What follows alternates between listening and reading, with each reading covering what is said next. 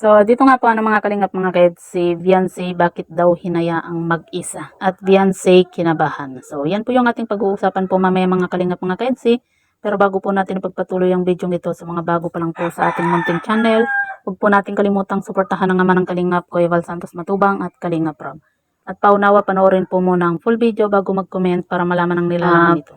So, dito nga po mga kalingap mga kaed, kinabahan din nga po itong si Beyonce nung nagka-problema nga po siya sa immigration. At sinasabi nga po nila na sinigawan daw po itong si Beyonce ng isang immigration officer. Kaya naman inamin po ni Beyonce na mental block nga daw po siya nung time na yun At kahit sino naman po mga kalingap mga ka-EDC, kapag first timer ka po talagang hindi po maiiwasan nakabahan ka po. Kahit nga po ako nung time na nag-abroad pa po ako, kahit pabalik-balik na po ako, talagang nandun pa rin po yung kaba po natin. Kaya hindi po natin na maiiwasan na talagang kabahan din po talaga itong si Beyonce nga po dahil sa nangyari. Minsan lang din po kasi talaga mga kalingap mga ka-EDC, may mga immigration officer lang po talaga na yung mga masusungit at abusado nga po porque mga immigration officer po sila. Pero hindi ko po nila lahat mga kalingap mga ka-EDC dahil may mga immigration officer din po na talagang pag natapatan mo po yung mababait po ng mga officer, talagang yung kakausapin ka po nila ng maayos, ipapaliwanag po nila yung mga dapat mong gagawin kapag hindi mo po naintindihan, di ba? Pero meron po talagang mga immigration officer na akala mo kung sino na po porque mga officer po sila sa immigration. Dahil nga po diyan mga kalingap mga ka-EDC, may nagsasabi nga po na bakit daw po hinayaan nga po itong si Beyonce na mag-isa doon bakit daw hindi sinamahan kasama po ng kanyang guardian para daw po kumbaga sabay po nilang ipakita po yung passport.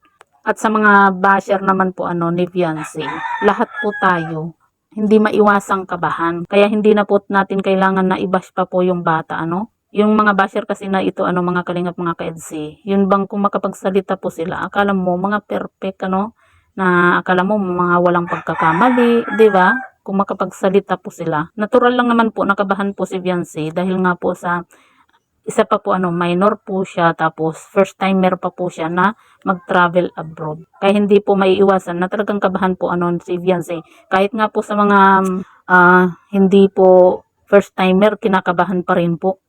Yung mga nakakasabayan ko din po sa mga pag-flight talagang minsan panay din po ang tanong nila dahil nga po sa minsan kasi may natatapatan po talaga tayo na mga masusungit po na mga officer. Pero yun nga po mga kalingap mga ka-EDC, masaya na po tayo ngayon dahil nga po sa nakikita po natin na masaya po itong si Beyonce at Kalingap Edo nga po sa Hong Kong. Yun po yung mahalaga po ngayon Huwag na po nating intindihin yung mga basher na ito na wala pong magawa sa buhay kundi mang-bash po ng mang-bash. Na akala mo mga perpekto po sila, 'di ba? Ang mahalaga po ngayon mga kalingap mga ka-EDC, masayang-masaya po itong si Beyonce at si Kalingap Edo nga po sa kanilang pamamasyal nga po lalo na po yung pagpunta nga po nila ng Disneyland na kung saan talagang isa rin po ito sa pangarap po ni Beyonce na mapuntahan At kita naman po natin kung gaano po kasaya itong si Kalingap Edo na kasama po itong si Beyonce. Kaya yung mga basher na yan walang nagawa dahil ang EDC ay masaya ngayon sa Hong Kong.